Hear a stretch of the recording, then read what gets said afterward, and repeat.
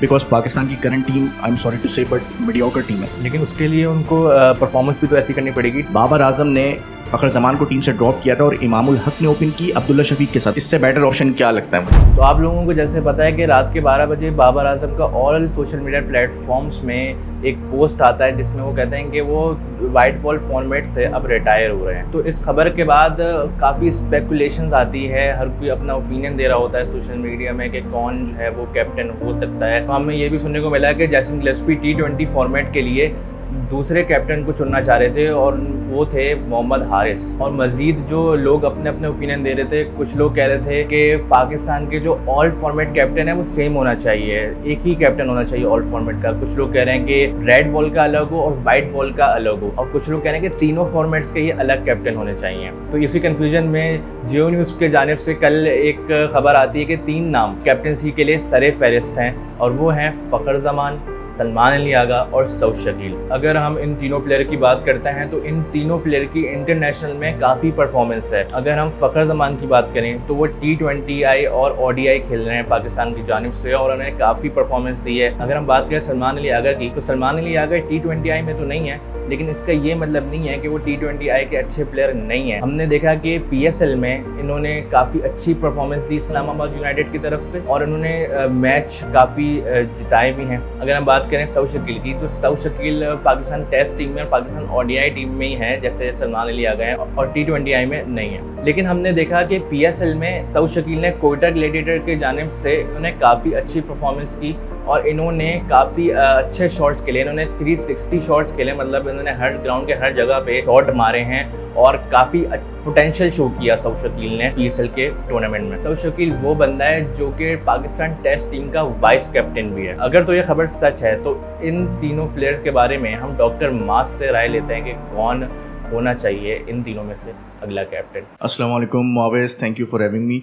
जहाँ तक तीनों कैप्टन्स की बात है, कोई नेम भी ऐसा नहीं है जो बहुत ही स्ट्रॉन्ग कंटेंडर हो या परफेक्ट चॉइस हो कैप्टनसी के लिए, लेकिन कोई ऐसा भी नहीं है जो कि बैड चॉइस हो।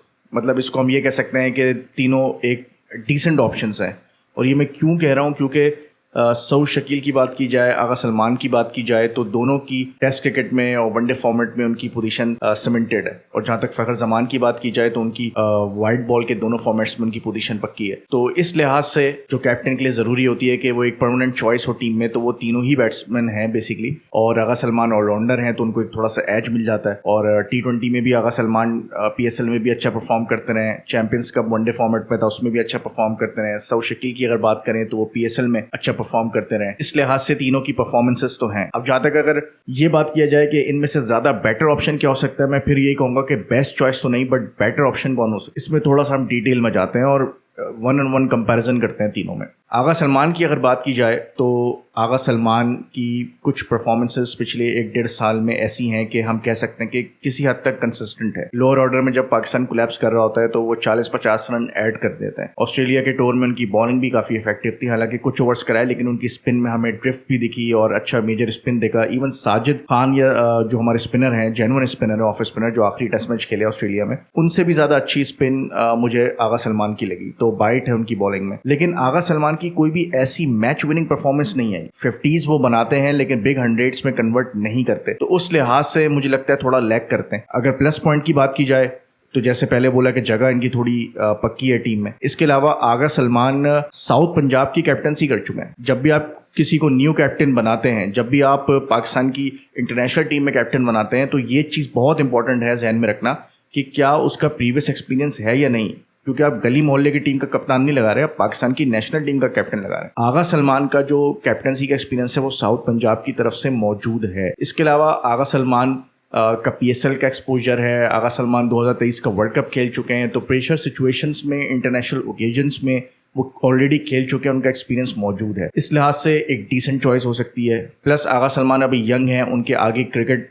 काफ़ी पड़ी हुई है, तो अगर आप ऐसा कैप्टन लगाएं जो कि फ्यूचर इन्वेस्टमेंट हो, अगले 6-7 साल पाकिस्तान को सर्व करे, उस लिहाज से भी एक अच्छा ऑप्शन है। लेकिन अगर फ़खर जमान की बात करें तो फ़खर जमान के पास इस वक्त कोई भी कैप्टनसी का एक्सपीरियंस नहीं है। उन्होंने डोमेस्टिक की किसी टीम को प्रॉपर्ली कैप्टनसी उसकी नहीं की हुई। उनके पास अगर हम बात करें एज की, तो एज भी उनके साइड पे नहीं है।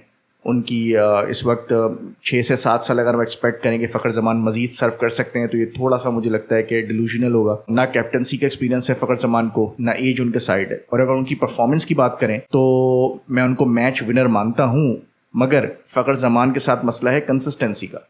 फ़खर जमान 10 इनिंग में कुछ स्कोर नहीं करते और फिर एक इनिंग ऐसी खेलते हैं कि फिर वो 400 रन्स भी फिर चेज हो जाता है, जो न्यूजीलैंड के अगेंस्ट आपने देखा। तो फ़खर जमान मैच विनर ज़रूर हैं मगर कंसिस्टेंट प्लेयर नहीं है, और ये चीज़ और भी ज़्यादा हाईलाइट हो जाएगी जब वो कैप्टन बनेंगे। पाकिस्तान का कैप्टन ऐसा प्लेयर होना चाहिए जो रेगुलर बेसिस पे स्कोर कर सके, तभी तो वो अपनी टीम को भी डिमांड कर सकते हैं बकिया प्लेयर से कि आपने अपना बेस्ट देना है। लेकिन हमारे पास तो कोई ऐसा प्लेयर ही नहीं है जो कि रेगुलर बेसिस में परफॉर्म कर रहा है। हाँ, इसी पे हम आगे चल के बात करते हैं कि इससे बेटर ऑप्शन क्या लगता है मुझे। ठीक है, तो फ़खर जमान का जो डाउन साइड है वो तो मैंने आपको बता दिया कि एज उनके साइड नहीं है, कैप्टनसी का एक्सपीरियंस नहीं है, टीम में जगह पक्की तो है मगर कंसिस्टेंसी नहीं है। और बीच में सवाल उठ चुका है, इवन 2023 के वर्ल्ड कप में उस न्यूजीलैंड की इनिंग से पहले बाबर आजम ने फ़खर जमान को टीम से ड्रॉप किया था और इमामुल हक ने ओपन की अब्दुल्ला शफीक के साथ, अगर आपको याद हो।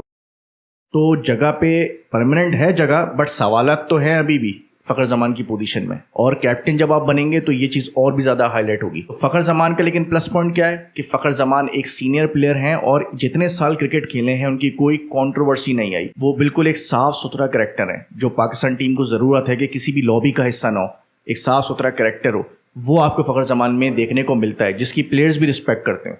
और लोग इनकी ब्रेवरी को काफ़ी पसंद करते हैं कि काफ़ी बहादुर प्लेयर हैं, मतलब बोल्ड डिसीजन लेना जानते हैं। बिल्कुल ऐसा ही है कि फ़ौजी माइंडसेट है और ख़ुद भी नेवी में सर्व कर चुके हैं और अपराइट पर्सनैलिटी है।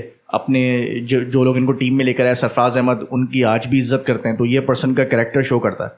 तो फ़खर जमान कैरेक्टर वाइज अगर देखा जाए तो उनको 10 आउट ऑफ 10 पॉइंट्स हैं। लेकिन अगर फ़खर जमान की हम कैप्टनसी का एक्सपीरियंस देखें, फ्यूचर इन्वेस्टमेंट उनकी एज के हिसाब से देखें कि क्या वो 6-7 साल सर्व कर पाएंगे एज अ कैप्टन, तो वो सब चीज़ें नज़र नहीं आती और थोड़ा बहुत उनकी टीम की पोजीशन भी डाइसी है। अब आते हैं थर्ड ऑप्शन पे, सऊद शकील के ऊपर, कि क्या सऊद शकील बेटर ऑप्शन है। सीनियरिटी में ऑब्वियसली सऊद शकील अभी टीम में नए आए हैं, आगा सलमान के भी बाद आई गेस वो टीम में आए हैं। तो सऊद शकील जूनियर प्लेयर हैं as compare to Fakhar Zaman and all, लेकिन सऊद के पास जो एडवांटेज है वो किसी के पास नहीं है। क्यों?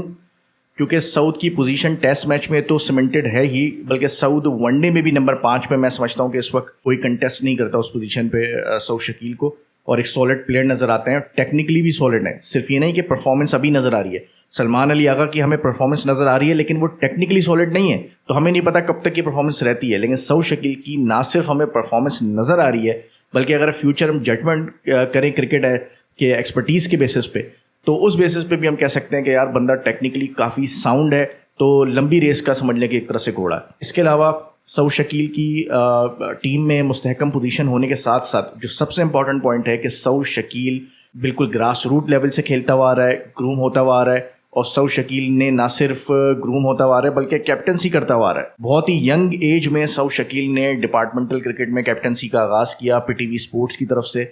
उसके बाद सऊद शकील ने काफ़ी सालों के बाद ऑब्वियसली, लेकिन फिर सिंध की अपने रीजन की नुमाइंदगी की, कैप्टनसी की, और जब उन्होंने कैप्टनसी की तो अपने डेब्यू टूर्नामेंट में ही, नेशनल T20 कप था वो, डेब्यू टूर्नामेंट में ही एज अ कैप्टन उन्होंने सिंध को नेशनल T20 कप का चैंपियन बनवाया, मतलब एक लंबे मार्जिन से उन्होंने जितवाया फाइनल का मैच, है ना। तो ऐसा भी नहीं है कि वो बिल्कुल समझ लें कि गिरते पड़ते आए, बल्कि उन्होंने डोमिनेट किया वो टूर्नामेंट। उन्होंने ग्रुप मैचेस में भी डोमिनेट किया, फाइनल में भी उन्होंने डोमिनेट किया। तो इस लिहाज से देखा जाए तो सऊद शकील की कप्तानी काफ़ी पुरानी है, एक्सपीरियंस बंदे हैं, वो यंग एज से पीसीबी उनको एज अ कैप्टन ही लेके चल रहा है। उसके अलावा सऊद शकील को पाकिस्तान शाहीन का कैप्टन बनाया गया, ठीक है जी। उसके बाद सऊद शकील पाकिस्तान की इस वक्त टेस्ट टीम के भी वाइस कैप्टन है। ये तीनों जो कंटेंडर हैं उनमें से एक प्लेयर जो कि वाइस कैप्टन है, यानी कि लाइन में लगा हुआ है कप्तानी के पहले से, जिस पे पीसीबी की पहले से नज़र है, वो सऊद शकील है। तो इस हवाले से अगर देखा जाए तो सऊद शकील पे पीसीबी की इन्वेस्टमेंट है एज कैप्टन, ठीक है। फिर कम्युनिकेशन की एक बात होती है कि कैप्टन के अंदर कम्युनिकेशन स्किल्स होनी चाहिए, तो वो हमें सऊद शकील के अंदर नज़र आती है। पढ़ा लिखा बंदा है, एजुकेटेड है, तमीज़दार है, सिंपल है, और अच्छे से कम्युनिकेट कर सकता है, मीडिया हैंडलिंग कर सकता है, ठीक है। और उसके अलावा सऊद शकील को अगर देखा जाए तो किसी लॉबी का हिस्सा भी नहीं है। उनकी बाबर आजम से और शाहीन अफरीदी से भी अच्छी सलाम दुआ है। इसके अलावा वो सरफराज के अंडर खेले। बल्कि बाबर आजम तो उनको प्यार से छोटा डॉन भी कहते हैं। जी बिल्कुल ऐसा ही है, छोटा डॉन का प्यार से नाम रखा हुआ है। तो जो छोटे डॉन है वो उनकी देखा जाए तो लॉबी का भी वो पार्ट नहीं है, सबसे अच्छी सलाम दुआ है उनकी। और क्रिकेटिंग कैप्टनसी का एक्सपीरियंस उनके पास है, टेक्निकली साउंड है, टीम में जगह उनकी मुस्तहकम है। T20 फॉर्मेट वो नहीं खेल ले, लेकिन T20 में इस PSL में उन्होंने डेब्यू किया और एज अ PSL में वाइस कैप्टन डेब्यू किया उन्होंने। 3 साल से तो उनको मौका नहीं मिला था, लेकिन जिस साल उन्होंने डेब्यू किया फाइनली तो एज अ वाइस कैप्टन किया है, और वो भी सरफराज अहमद जैसे ग्रेट कैप्टन की समझ ले कैप्टनसी में वो वाइस कैप्टन आए और उन्होंने बहुत अच्छी परफॉर्मेंस की। Not only as a vice captain तो नहीं कह सकते, बट एज अ बैट्समैन उनकी परफॉर्मेंस बहुत अच्छी थी। अगर आप देखें उन्होंने 80 रन भी बनाए और एक मैच तो मुझे याद है जो उन्हें लाहौर कलंदर के खिलाफ ओपनर आए और मैच जितवा के गए, जबकि दूसरे एंड से पूरी विकेट्स गिर चुकी थी। ऐसा भी नहीं है कि ओपनिंग पार्टनरशिप भी बहुत लंबी चली गई, दूसरे एंड से विकेट्स गिर रही है, बट सऊद ओपनर आके स्टे किया और मैच फिनिश करके गए। तो इस हिसाब से मैं समझता हूँ कि सऊद शकील के पास वो तमाम गुर हैं जो एक कैप्टन के पास होने चाहिए, और एज भी उनके साइड है, वो यंग है, अगले 6-7 साल कैप्टनसी कर सकते हैं। और सबसे बड़ी बात ये कि PCB का अपना प्रोस्पेक्ट है, PCB ने खुद इन्वेस्टमेंट की है सऊद शकील के ऊपर फ्रॉम यंग एज।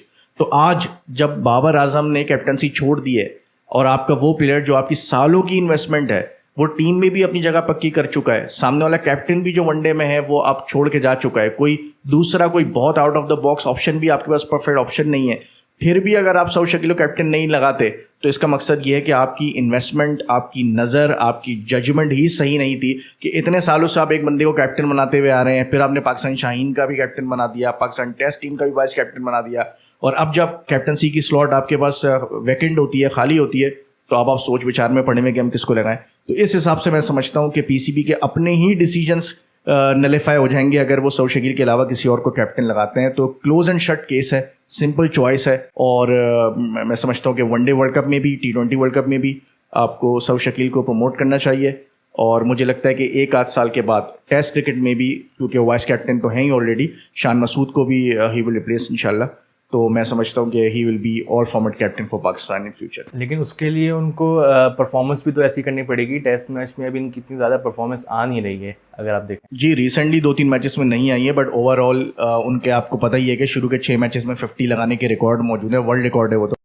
तो उस लिहाज से अगर देखा जाए तो सऊद शकील की परफॉर्मेंस मौजूद है। अभी थोड़े से ही उन्होंने टेस्ट मैच खेले हैं, वो ऑलरेडी 50s भी मार चुके हैं, 100s भी लगा चुके हैं, डबल 100s भी लगा चुके हैं। तो आई थिंक ओवर एक्सपेक्टेशन हमें नहीं करनी चाहिए, बिकॉज पाकिस्तान की current team, I am sorry to say, but mediocre team है। तो अगर मीडियोकर टीम में कोई थोड़ा ऐसा प्लेयर है जो अबव एवरेज है, तो मेरे ख्याल से फिर हमें उसी पे रिलाई करना पड़ेगा, और कोई ऑप्शन नहीं है हमारे पास। तो बहुत शुक्रिया डॉक्टर माज, आपने अपनी राय शेयर की, और इसी के साथ अब मिलते हैं अगली वीडियो में। अपना ख्याल रखिएगा। अल्लाह हाफिज़।